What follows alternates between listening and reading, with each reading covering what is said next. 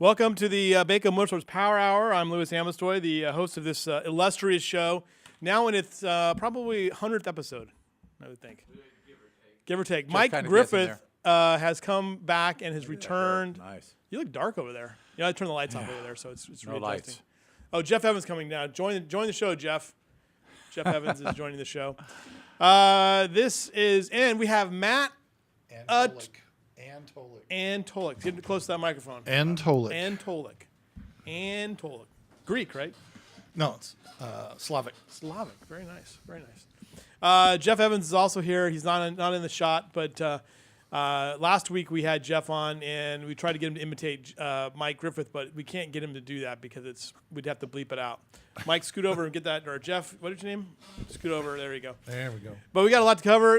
This is July 20th edition of the show. Chris is going to run back and change those slides out. But Matt's here. We're going to talk. Blake Bowser is at an undisclosed location from.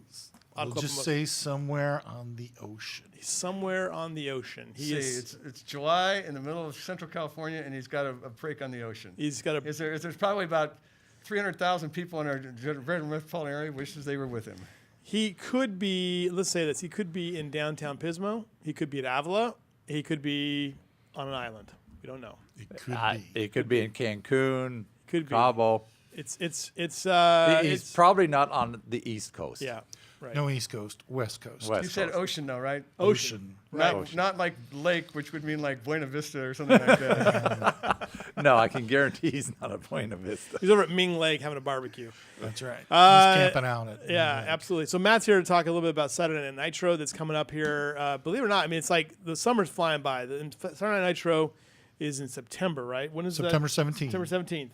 And last year, the Saturday Nitro events were, especially the June event was marred by a death, but it was up until that moment. I mean, it was a spectacular night of racing. Right. And the September show was pretty good too. Oh, yeah. It was great. And then also, Blake likes to package things. He had a full day of racing, which is going to be the same thing this year during the daytime, and then Saturday Night Nitro and Fan Appreciation Night coming on in the evening. It's going to be awesome. It's going to be an awesome night. So last year, like if you showed up at the September Saturday Night Nitro, you were guaranteed almost, you had a really good chance. You had a really, really good chance. We of had winning. enough prizes that we're handing out to people. Right now, we have things from the Toyota Nationals, which is at the Strip at Las Vegas, the Motor Speedway. 2 nights at a hotel there in Vegas.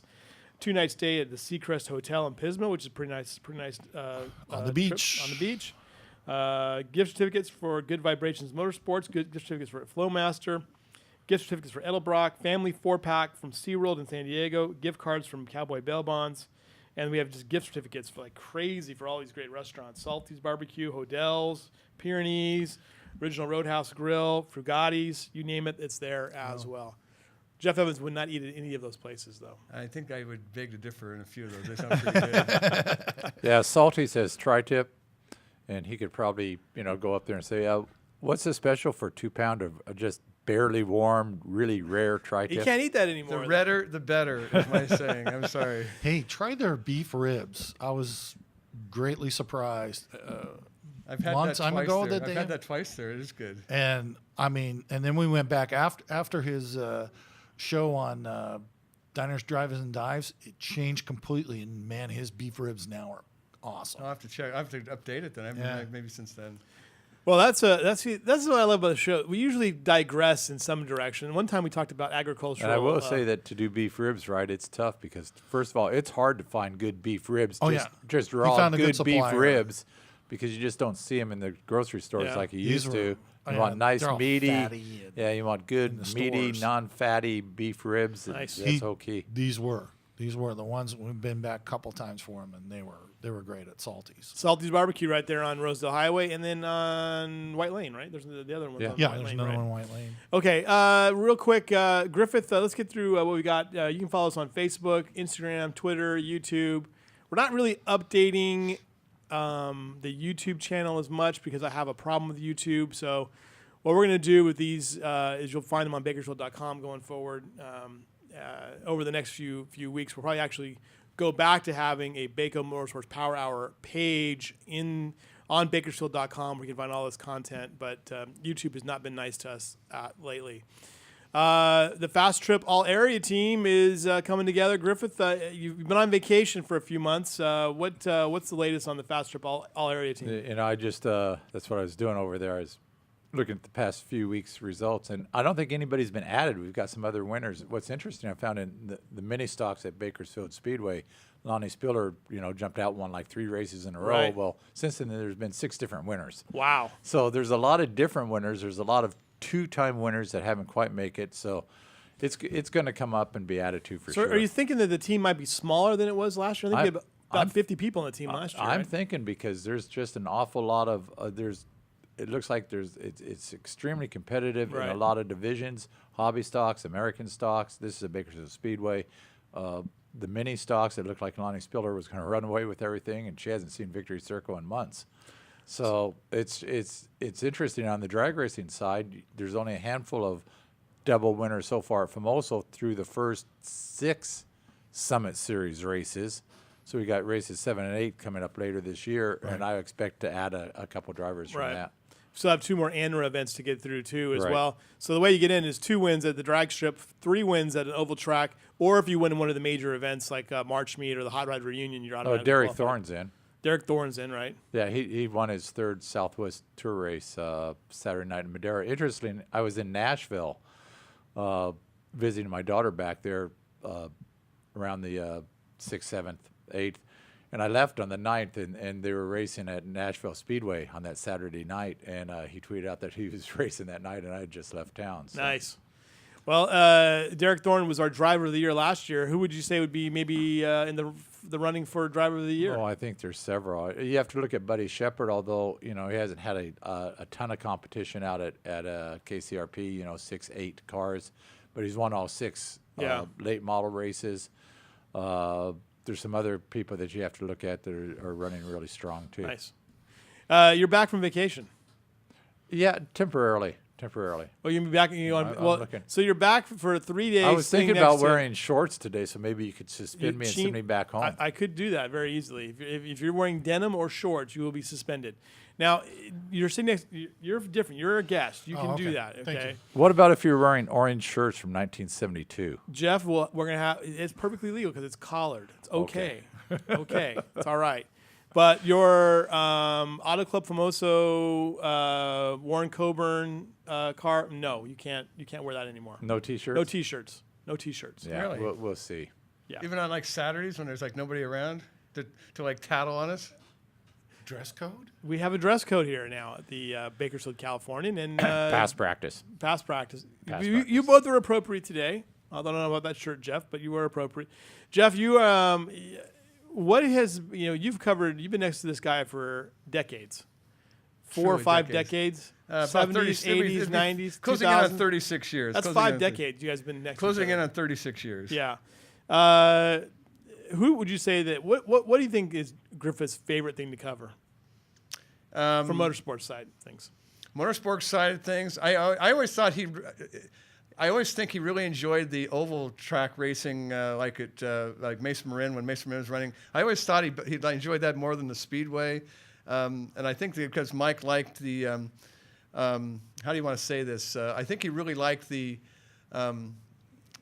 It's a little more technology, that way, and I think he preferred that. That's just my observation, and not that he didn't like the other, because I think he enjoys all that. And when you're dealing with people like Mike Mosier out there and everything else, and you're talking about these are special people. And but when he was out at Mesa Marin, I always thought he really enjoyed the Collinses out there and that competition out there on that track. There's a lot of NASCAR style driving, and I think that he really liked that. I know he of course had the Indy 500 assignments for multiple years. And you were glad when he was gone for that, right? Well, I was usually tied up doing my own stuff, so All right. he was actually, we had one of the biggest. I can say that in 36 years I've been here, that the biggest tragedy we had, Mike, was in Indy when Phil Klusman was killed, one of our sports riders, Right. and having to let him know that came down that day. That was about as difficult a. What year was thing that as again? Around 1984, 85, right in there somewhere. Yeah, that was tough. I mean, Fritz Quint was working here then, and he called me and says Phil Klusman died. I said, yeah, right. It's like the afternoon, I think, back in Indianapolis. And it took him probably a good 10, 15 minutes to convince me that he wasn't BSing me. Yeah. And he was telling me how he died. I'm going, yeah, right, killed by a hammer throw. Right. Yeah, right, this happens every day, Fritz. What's going on? And he told me, and then it was basically nationwide news. It was the talk of the press room the following day, and people were coming up to me all day long, and so that was a difficult time. Yeah, that's very But I think incredible. Jeff's right about. I think Mason Marin. I think it cycles. I like competition. I like where there's a lot of cars, a lot of competition. Kind of like the Jim Thurkettle days at Mason Marin, even though he won all the time. But there was a lot of open comp days at Mason Marin were really fast race cars.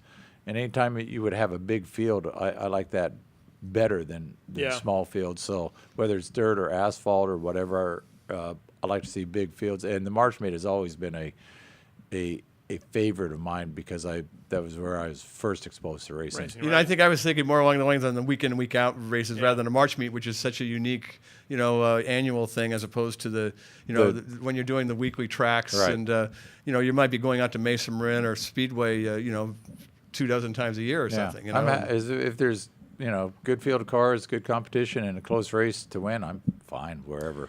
All right, we got some other business we got to get to real quick. Now, Jeff Gordon's going to race this weekend for Dale Earnhardt Jr. At the Brickyard. What's And in your thought on Pocono that? the following week. Yeah, what's your thought on that? I think that's I've got to applaud Dale Earnhardt Jr. for stepping away and saying, nah, I'm not right. Right.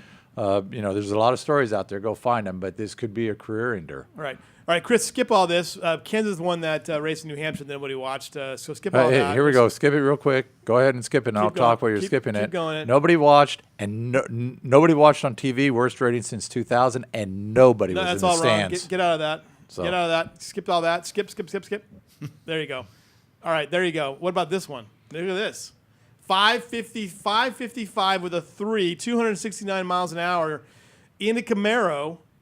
Jason Rupert, this is from the AAFD registry. I just stole it off their Facebook page because it was cool. But what do you think about this performance? It was Rocky Mountain Raceways. Rained a lot there, so I know that run, I think, came late in the evening because it was rain delayed.